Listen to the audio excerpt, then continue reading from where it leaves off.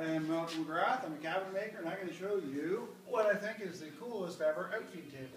Basically, it's just a hydraulic table, metal steel hydraulic table. You pump it up, and it's got a foot pedal here, which I made. I made this foot pedal just from parts I found from a bicycle shop. This used to be a little hand pump, but I took the handle off, so I could use it for an outfeed table, and attached the handle to a little foot pedal. So I go like this.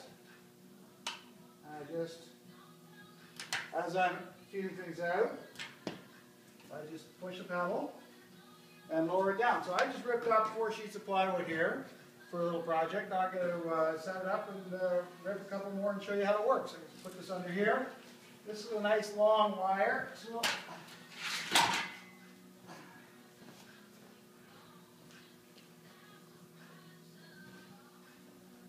So this little cable, I can put right beside the control of my table saw. And now I'm going to rip a couple of pieces and show you how it works.